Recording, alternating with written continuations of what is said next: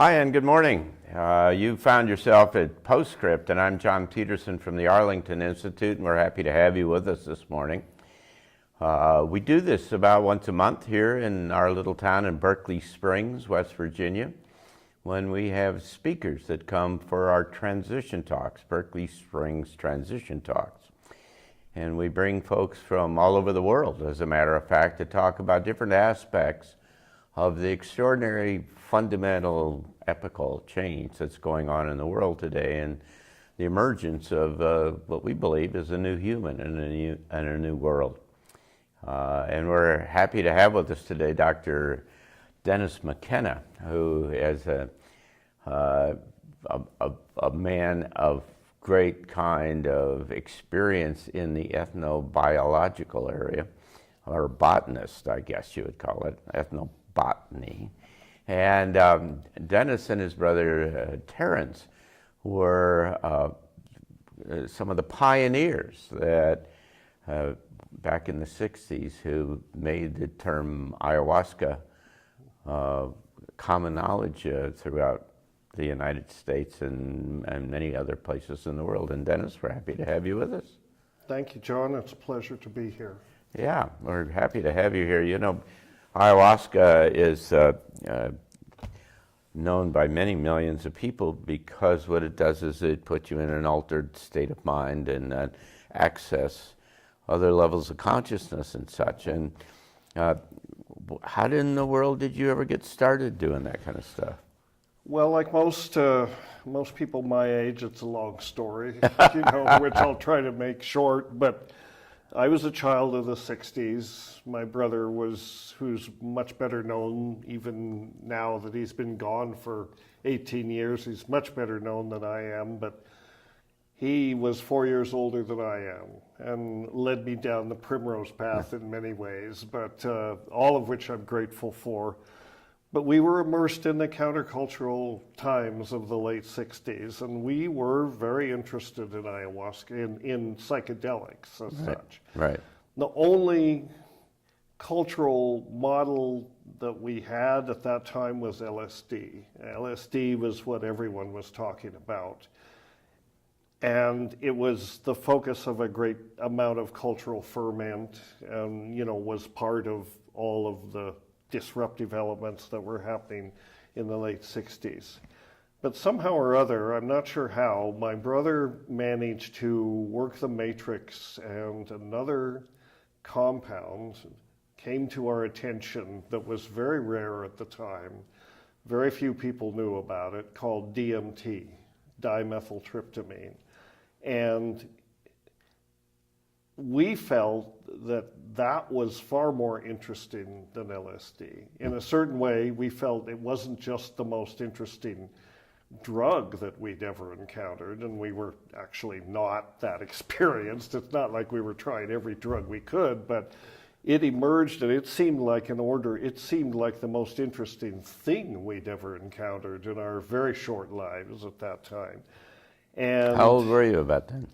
How old were you then? Well, that would have been 1968. So I was 18, I see. Less than 18. My brother was 22. So we were just lads. Yeah. And we were at that point in your life where you think you know everything and you actually know nothing. It takes a while to learn that. But DMT came along, and DMT is kind of unique. Well, it's unique in many ways. It's still 45, 50 years later, I'm still fascinated by it for various reasons. One of the things about DMT is the effects of it are very short. It only lasts about 10 or 20 minutes, and you have to smoke it or take it other than by mouth because it is not orally active. It's broken down in the gut by an enzyme complex called monoamine oxidases. Monoamine oxidases are in the gut, probably a reflection of evolutionary adaptation to plant compounds to detoxify and eliminate just such things like DMT, dimethyltryptamine. Turns out that ayahuasca, well, in South America there are various tribes that use DMT from different plant sources. It's not that uncommon. It's actually quite widespread in plants, but they have adopted different species and they prepare snuffs out of it. So they take these snuffs and that gets around the whole detoxification mechanisms because you're not going through the gut, right? We were interested in DMT because we were interested in finding an orally active form of DMT because we thought that it might last longer. Very naive assumption. Figured if we could spend more time in that space, and we definitely thought of it as a space, as another place that maybe we could look around longer, because when you smoke DMT, that's how it was taken in those days. You smoked it in a glass pipe or on parsley. It produces an extremely overwhelming psychedelic experience. It's like going through a neon roller coaster. Oh wow! Yeah, you're right. You know, and when you come out of it, all you can really do is just be astonished. I mean, it's like, what was that? Yeah. You can't bring a lot out of it other than just a sense of, wow, that was the most amazing thing that's ever happened to me, and I can't make sense out of it. So we were looking for an orally active form of DMT because we thought maybe if we could spend longer, you know. Yeah. And we heard about, and at that time, well, it turns out that that is what ayahuasca is. We didn't know that at the time, but that is what ayahuasca is, because ayahuasca is made from a combination of two plants, at least two plants, but one of them contains DMT.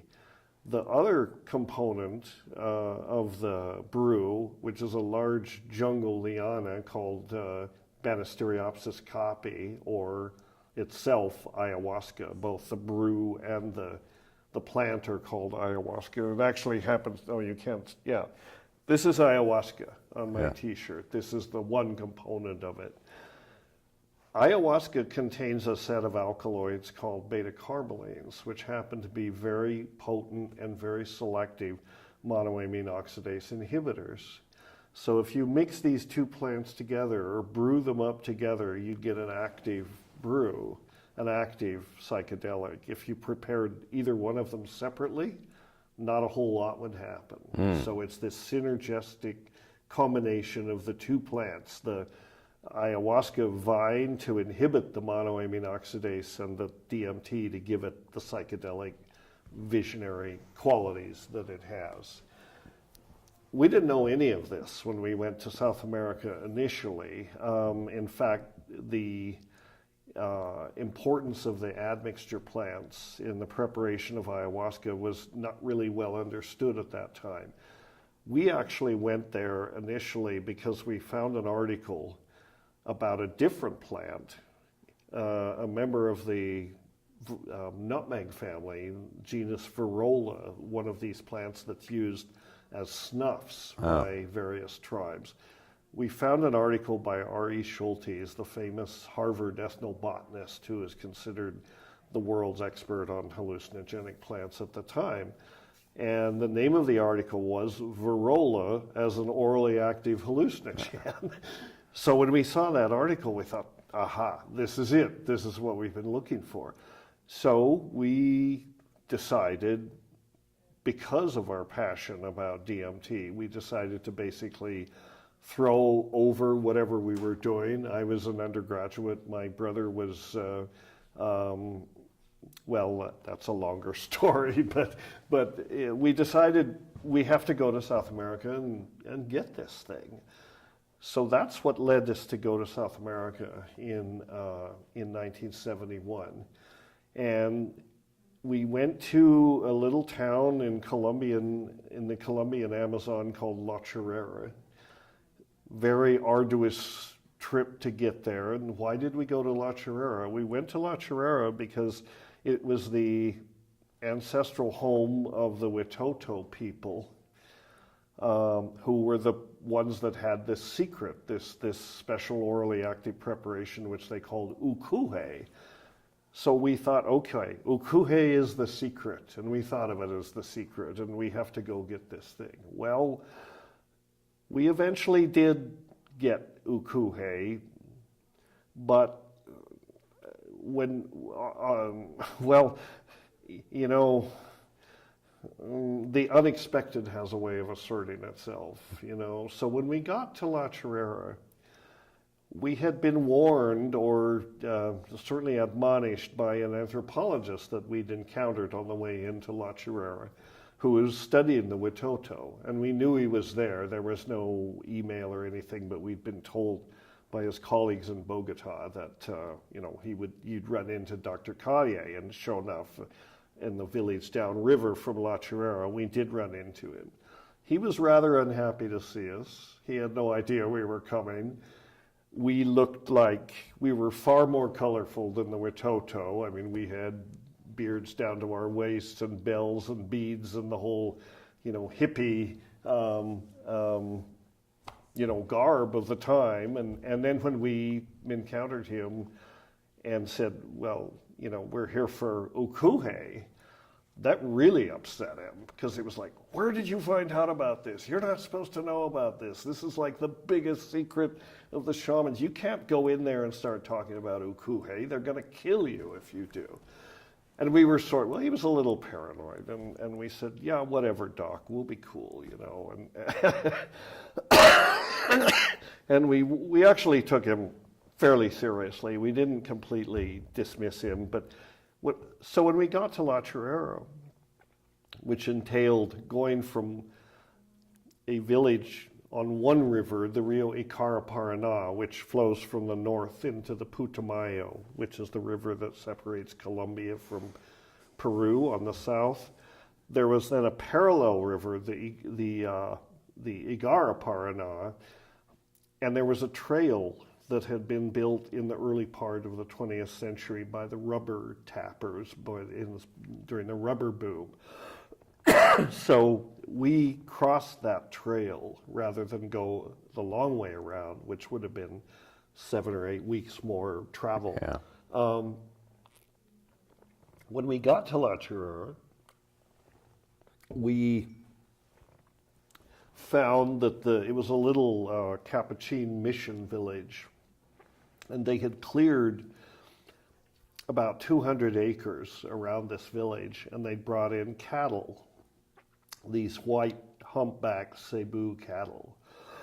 I'm sorry. We should also mention that you've been sick here for the last 10 days, and yeah, we're really honored and pleased that you would extract yourself from Minnesota and come down here to be with us. Well, you've got to fulfill the mission, right? Yeah, we have a mission, right? I'm going to take one of these. Anyway, when we got to La Chorrera,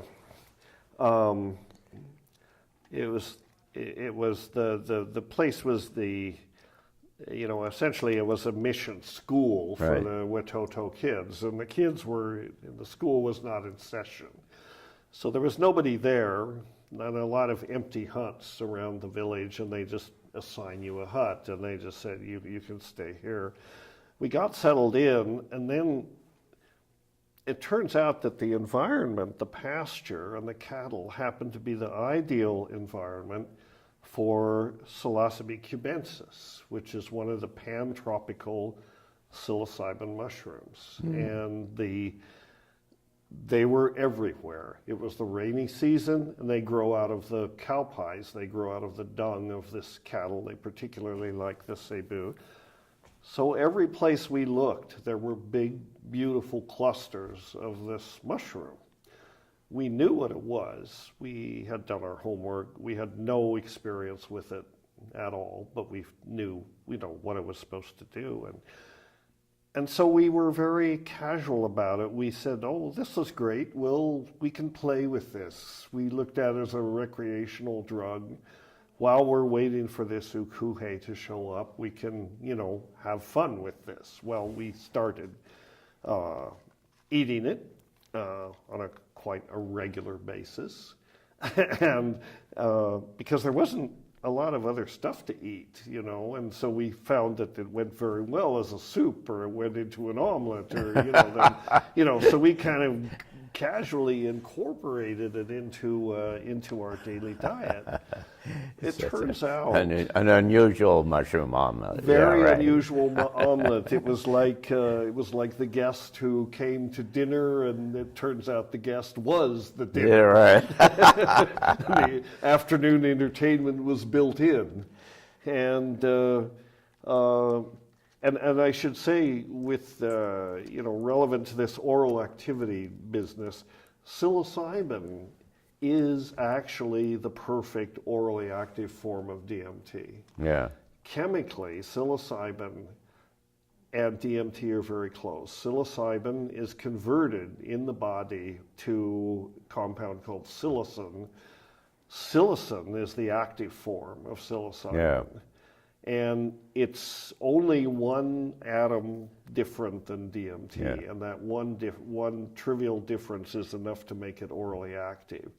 So, in fact, our quest... No, we've got 4 minutes here before Okay, our quest for an orally active form of DMT was fulfilled. Yeah. And psilocybin at high doses is very much like DMT. It's the same dimension. So we started eating those mushrooms, and it quickly reorganized our priorities, shall we say. And it began teaching lessons, essentially, or it was almost like being in dialogue with another intelligence, and it had things it wanted to explain to us. And the rest of that, and the whole sequelae of that is discussed in my brother's book, True Hallucinations, and my book, The Brotherhood of the Screaming Abyss. We started eating it, and it started suggesting some very peculiar ideas to us. And Like about what? Things that we could do. Well, it's hard to explain in the few seconds we have left, but basically a kind of psychosurgery on ourselves, that we could use sound and light and mushrooms to actually operate on our own DNA. Wow. And turn ourselves, I mean, this is going to sound crazy, and 50 years later it still sounds crazy, but to make ourselves into, to create an artifact that was made out of mind and matter, the body and the mind, that you could actually externalize and see it as well as be it and control it by thought. Essentially, wow. The Philosopher's Stone. Jacked into the Matrix. Exactly. Wow. And we attempted to build this thing, using the mushrooms instructions that it had downloaded. I was going to ask you, do you have any sense, I mean, very briefly, how the Indian tribes down there, the native tribes, figured this stuff out? Well, not what we were doing. In the first place, mushrooms were there, but I understand. part of their cultural tradition. The Witoto didn't use these mushrooms. They may have used them after we got there. Yeah, but right. They never used them before. How they figured out with ayahuasca is another half-hour discussion. That's what we're going to do in the next half hour. All right. Sounds good. This is really fascinating because this is a lot of history about where this all came from that I have certainly never heard before, and I'm sure that you will want to come back and see the second segment that we have, where we'll go more into this and maybe what Dennis believes is the function of these hallucinogens and the practical kind of function in this day and age, and why they're so prevalent so many kind of places. And so it's been very nice to have you with us, Dr. Dennis McKenna, and nice to have you with us, and we hope that you'll come back to us here at Postscript later, and we certainly hope that you'll come and be with us at Transition Talks, where people like Dennis come and make presentations, and you can find that at transitiontalks.org, and we have it on Saturday afternoons about once a month. And so I'm John Petersen from the Arlington Institute, and we're happy to have you with us, and hope you have a good day.